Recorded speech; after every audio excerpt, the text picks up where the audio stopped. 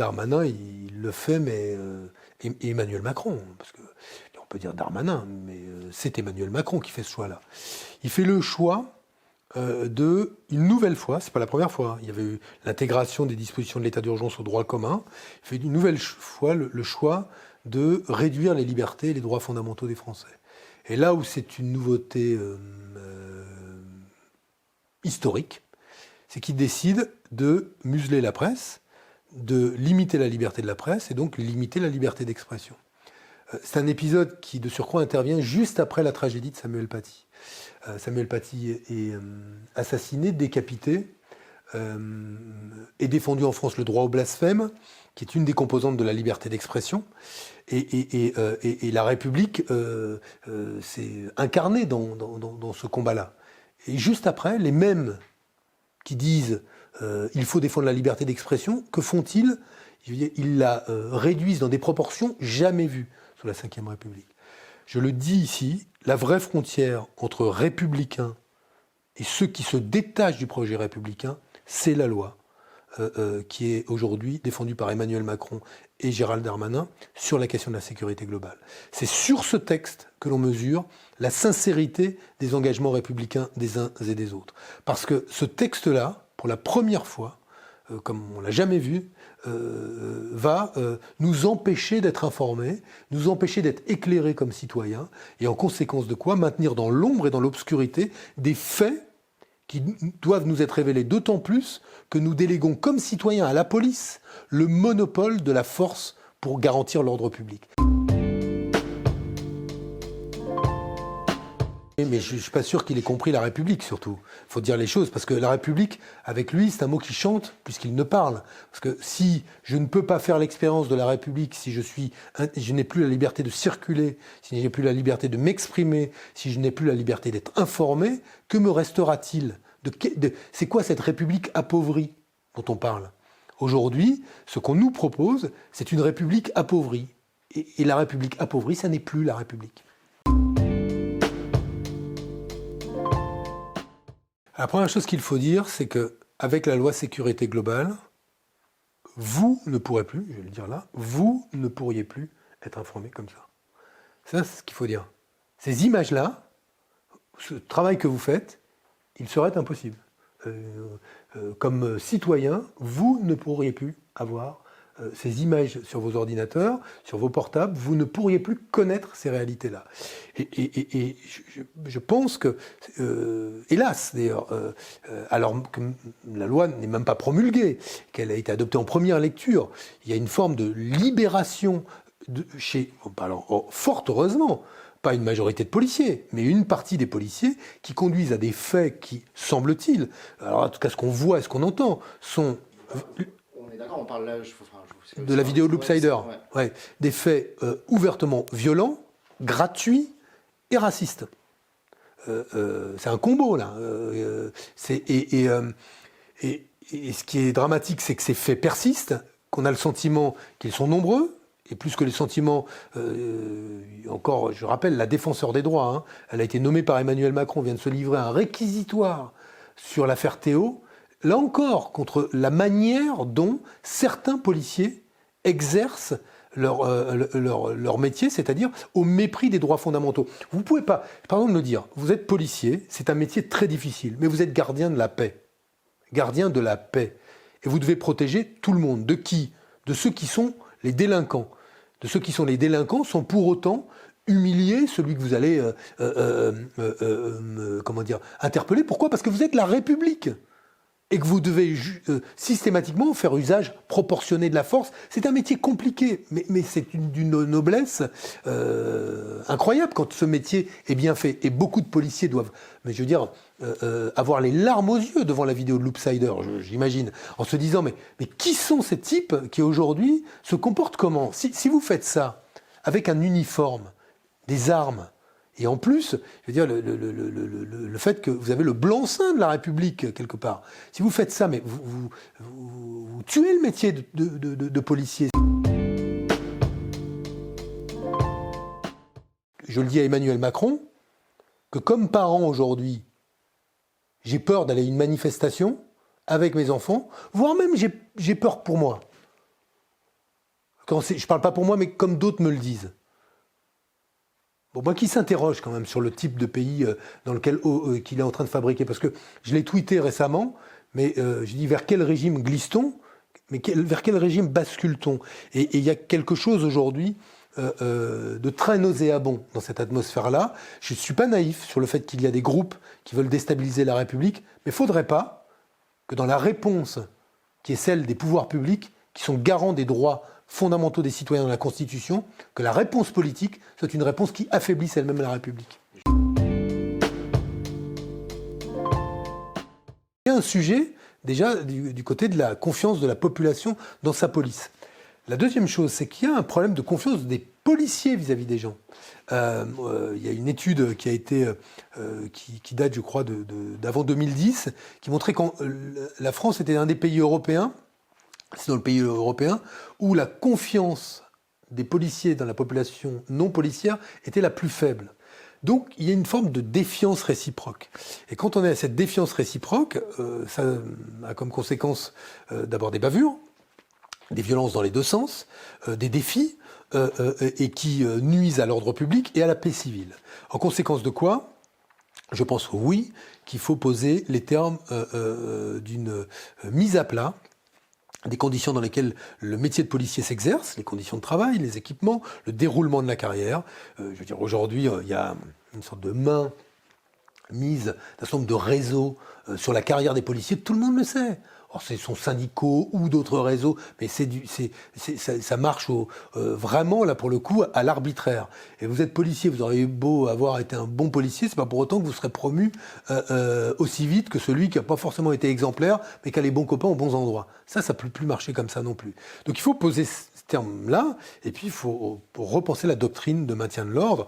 Aujourd'hui, comment se fait-il qu'une police armée ait de moins bons résultats qu'une police non armée ailleurs sur la sécurité ? Comment se fait-il qu'on continue à mobiliser les policiers pour aller courir après un fumeur de cannabis, quand on sait évidemment que ça va lui faire du chiffre, parce que l'avantage quand vous attrapez un fumeur de cannabis, c'est que vous avez résolu l'affaire immédiatement, donc ça permet de faire du chiffre, mais la police ne serait-elle pas mieux utilisée ailleurs ?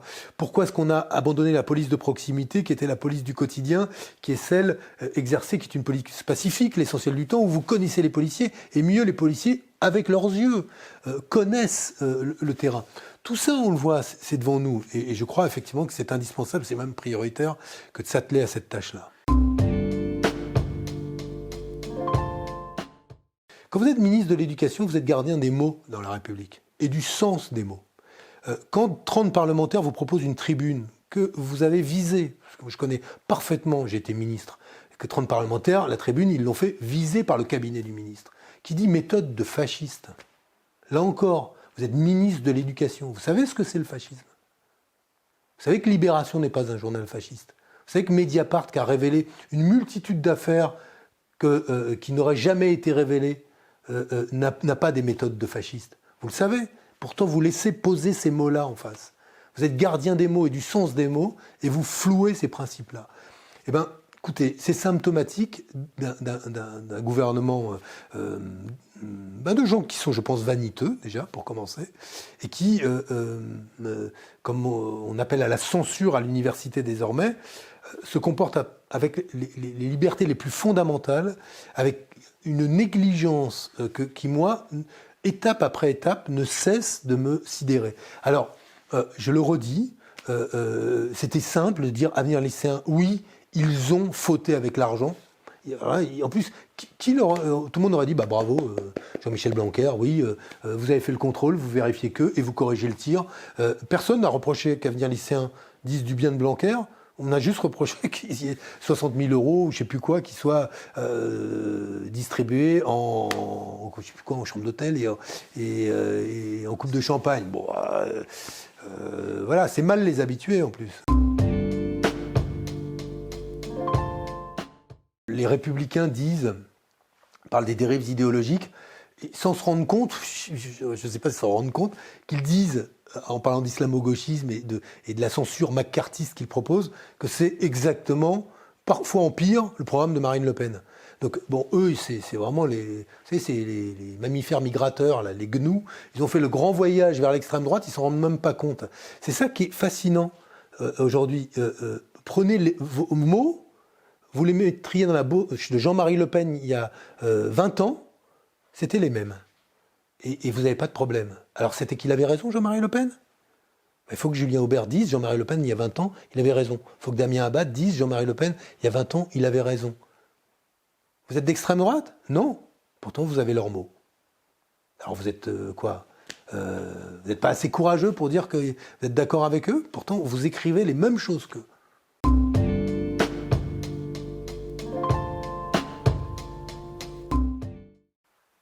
L'Union nationale contre le terrorisme et contre le terrorisme islamiste, elle existe. Elle existe. La question, c'est pourquoi vouloir la briser ? C'est ce que les terroristes veulent. Les terroristes veulent que, en réaction à leurs actes, la République désigne les musulmans comme incompatibles avec la République, parce que le projet des terroristes, c'est de dire, vous voyez, la démocratie, la République, le vivre ensemble, la cohabitation avec des mécréants, etc., ça n'existe pas. Et on sait, plus qu'intellectuellement, on sait que rationnellement, que pour résister à ça, il faut qu'on soit encore plus fort sur nos principes. Et dans nos principes, il y avait bien sûr ce qu'on a dit, la liberté de caricaturer et le droit au blasphème, ça fait partie des principes de la République. Bien sûr, il y a la laïcité, le droit de croire et de ne pas croire, la neutralité des services publics. Bien, mais il y a aussi tout le reste. Le fait qu'on doit assurer l'égalité des citoyens devant la loi, elle est assurée aujourd'hui ? Non. Qu'on doit s'assurer que l'école de la République ne favorise pas la reproduction sociale, mais au contraire, ce qu'elle devrait faire, la circulation de l'échelle sociale. Espérer que si je suis ouvrier, mon fils pourra accéder à une place différente, peut-être même meilleure que la mienne. S'assurer qu'il n'y a pas de discrimination, que véritablement la fraternité s'exprime dans le fait que, quelle que soit mon origine ou ma religion, j'ai le droit à l'accès aux loisirs, à l'accès au logement, à jouir de mes droits de la même manière que tout le monde. Or, c'est parce qu'aujourd'hui, ceux qui gouvernent la République sont négligents sur la République concrète que le projet républicain s'affaiblit. Et qu'est-ce qu'on fait face aux attaques terroristes ? On continue à réduire les droits, les libertés, et on montre du doigt une partie de la population. Je pense que c'est le pire chemin. Voilà, je ne sais pas vous le dire autrement. L'Union nationale, elle existe. Les Français, et ils l'ont montré, ils feront barrage aux terroristes islamistes. Et ils le font tous les jours. Mais ce que fait le gouvernement là, avec la loi séparatisme, pardon, c'est pas une loi contre le terrorisme. C'est autre chose. C'est une loi aujourd'hui qui est une loi qui va créer de la désunion, de la discorde, là où il faudrait de la concorde. Notre force, notre ciment à nous, c'est la concorde. Aujourd'hui, cette loi fabrique de la discorde.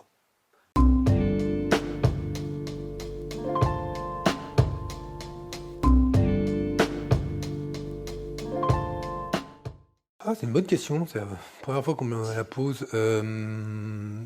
Non, je crois pas.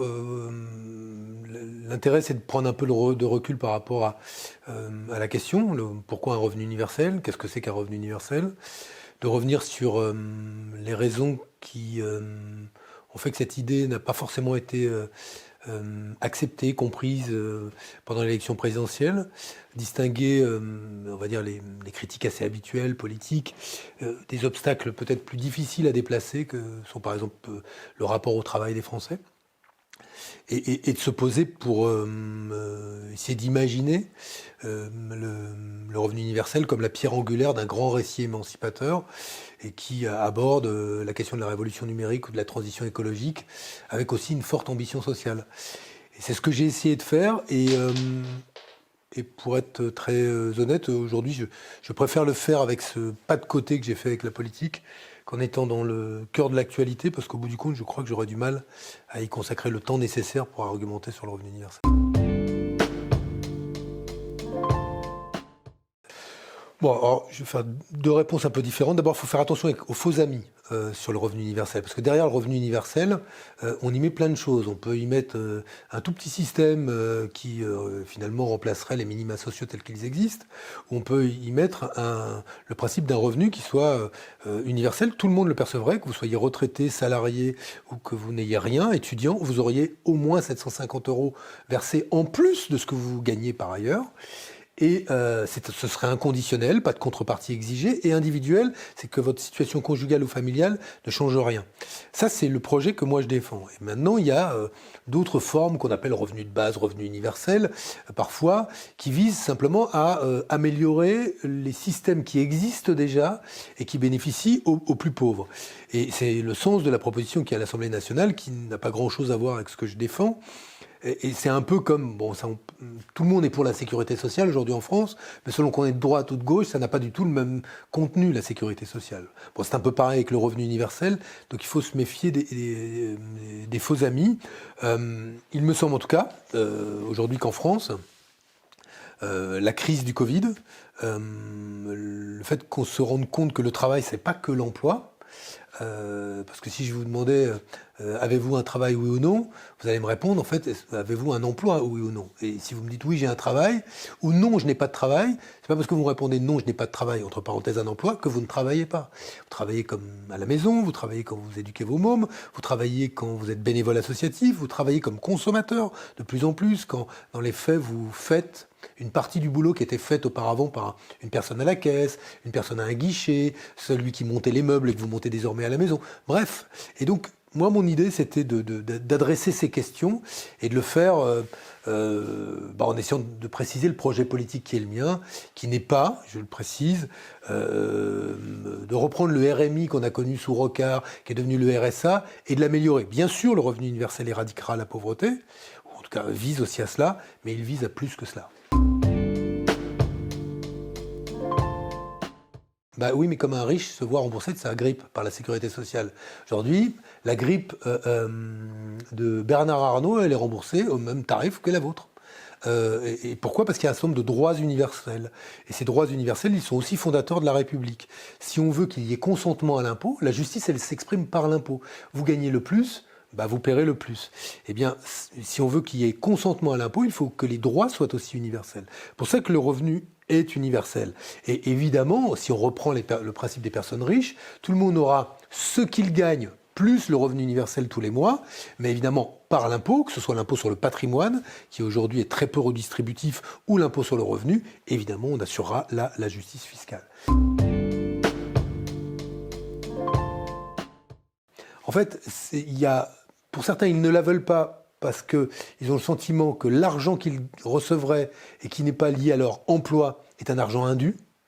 Et pour d'autres, ils n'y croient pas, c'est qu'ils pensent qu'ils ont tellement mangé de pain noir et finalement étaient tellement habitués à être déçus qu'ils ne croient plus que la volonté collective puisse s'exercer sur le cours des choses. Je crois qu'il y a une forme de fatalité à ce que de toute façon on soit impuissant à modifier le cours des choses. Et donc vis-à-vis d'eux, j'ai voulu essayer de construire à la fois une démonstration et un projet politique qui, dans un ciel qui est assez sombre, à la fois redonne de l'espoir, mais de l'espoir sur des bases qui sont des bases tangibles. Vous savez, on parle souvent d'ordre de grandeur, mais je dis dans mon livre, si on veut aller jusqu'au bout des ordres de grandeur, les opposants au revenu universel vont vous dire mais c'est 500 milliards d'euros, où est-ce qu'on va les trouver ? Bon, si vous voulez des ordres de grandeur, le patrimoine des Français, si on fait la somme de nos patrimoines respectifs, c'est 11 000 milliards d'euros. Donc à la fin, si on le ramène 511 000 milliards, ça devient de suite beaucoup plus modeste. Et c'est surtout que c'est évidemment un projet qui doit se réaliser en plusieurs années, qui ne va pas du jour au lendemain être créé, mais qui, j'espère, finira par avoir le soutien des classes populaires. C'est aussi vieux que le monde.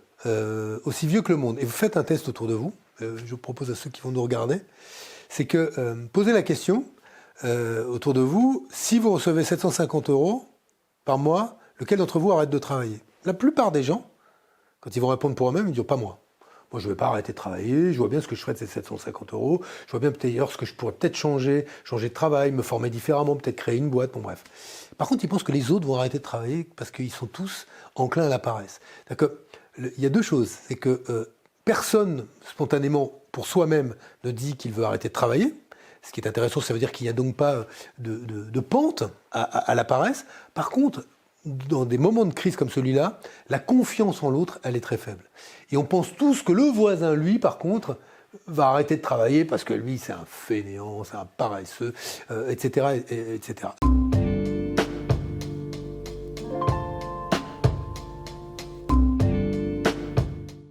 D'abord, il y a des règles qui fonctionnent, qui sont dans une économie marchande, celle de l'offre et de la demande.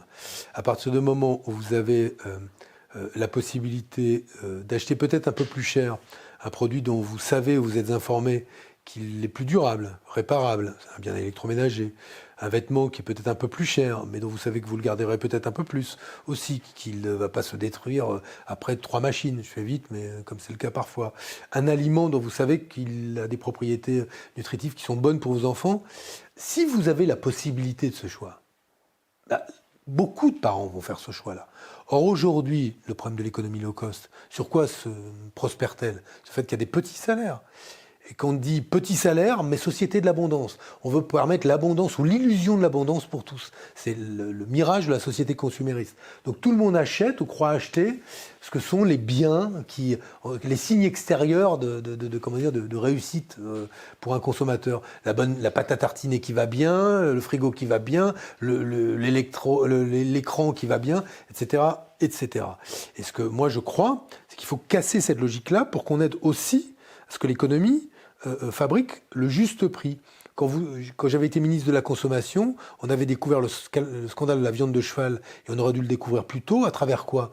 Le fait qu'on achetait un kilo, à l'époque de hachis parmentier ou de moussaka, 1,30 € ou 1,50 €. Si c'est si peu cher, est-ce que le producteur de viande, donc l'agriculteur, l'ouvrier qui a transformé, le conducteur qui a transporté, le type qui a mis en rayon, il faut qu'ils soient tous payés. Il faut qu'en plus, ça respecte des règles environnementales. On doit se dire, mais attendez, pour que ce soit si peu cher, est-ce qu'il n'y a pas un endroit où on exploite des gens, où on ne respecte pas les règles les plus élémentaires sur le plan environnemental et sanitaire ? Et la réponse est oui, 2 fois oui, 3 fois oui, 100 fois oui.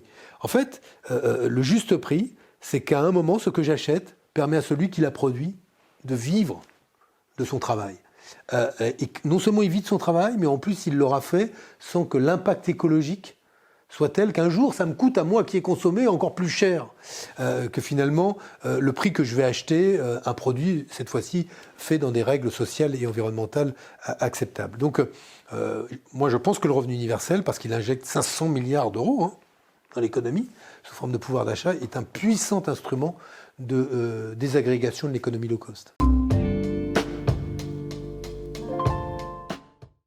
Une chose est sûre, c'est que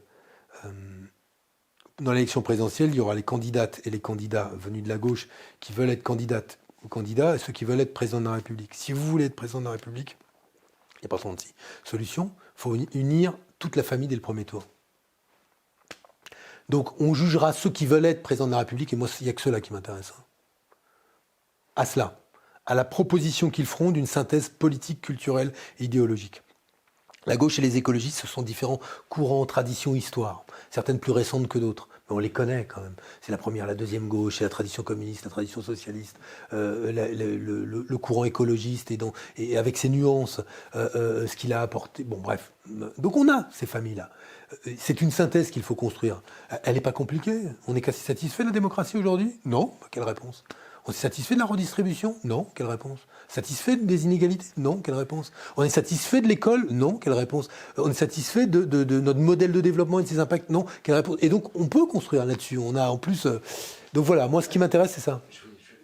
J'insiste une dernière fois. Mais oui, vous allez insister en vain, cher ami. Non, mais c'est une primaire des idées plutôt que des personnes. Est-ce que, parce que vous dites ça... Mais pourquoi pas ? Mais je ne sais pas... Non, mais je pense que...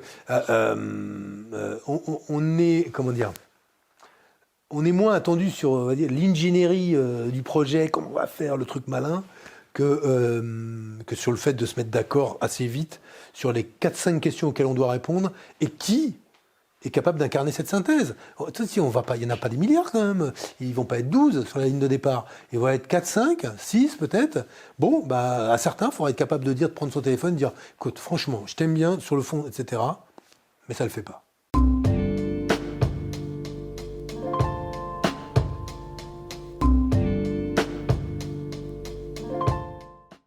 Ceux qui le rejettent ou qui montrent qu'ils ne l'ont pas compris, à mon avis, sont... Là, pour le coup, je prendrai mes distances. Quiconque dit « Oh là, mais c'est de l'utopie ». Bertrand Delanoë avait dit, maintenant il a été validé comme macroniste bon teint, il s'est auto-validé d'ailleurs, que c'était dangereux. Dangereux. Et il rentrait dans les campagnes présidentielles en disant « Le projet de Benoît Hamon est dangereux ». C'était pas Le Pen, c'était pas Macron. Très inspiré d'ailleurs, la preuve, dangereux. Bon, ceux qui à gauche penseraient ça, évidemment, je vais spontanément pas me rapprocher d'eux. Mais je pense qu'effectivement, si on pense le revenu universel comme un instrument de prédistribution de la richesse et d'émancipation, je crois qu'il doit être au cœur du projet de la gauche et des écologistes pour les 10-20 années à venir. Et j'espère que la candidate ou le candidat de la gauche le retiendra. En tout cas, je vais me battre pour. Non, mais vous voyez, je voulais si j'avais pas fait ce paragraphe, on aurait dit c'est quand même curieux que Benoît Hamon dise rien sur ce qui s'est passé. En même temps, c'est pas l'objet. J'ai voulu délibérément me tourner vers l'avenir. Parce que j'aurais pu faire un livre qui aurait sans doute marché auprès pas d'un grand public, mais dans les médias davantage. Si j'avais commencé à faire une galerie de portraits, à raconter les petites et les grandes vilainies. Quel intérêt ça a ? Honnêtement, aucun. En tout cas, pour ce pourquoi je me bats. C'est que moi, j'aimerais que le revenu universel voie le jour. Quel est l'intérêt de perdre du temps à écrire ça ? Mais je ne pouvais pas dire que la campagne s'était passée comme une campagne linéaire sans qu'il y ait effectivement ces nombreuses indécences là que tout le monde a perçues. Je veux dire, j'ai pas un chauffeur de taxi quand je prends un taxi ou un citoyen qui m'aime bien ou qui a vu la campagne qui m'en parle pas en disant oh, quand même ce qu'ils vous ont fait, bon voilà, tout ça s'est vu. Parce que par ailleurs ça s'est pas trop caché, il y en a qui l'ont caché un peu quand même, qui était peut-être, mais bon sinon ça s'est pas trop caché et que j'avais ça piquait quand même dans le dos quoi. À la fin de la campagne j'avais quelques traces, donc j'ai voulu le dire. Et en disant quoi ? De manière assez simple. C'est que oui, ça a été féroce. Oui, c'était indécent. Mais je suis passé à autre chose. Mais voilà, je suis pas rancunier, ce qui ne veut pas dire que j'ai pas de mémoire.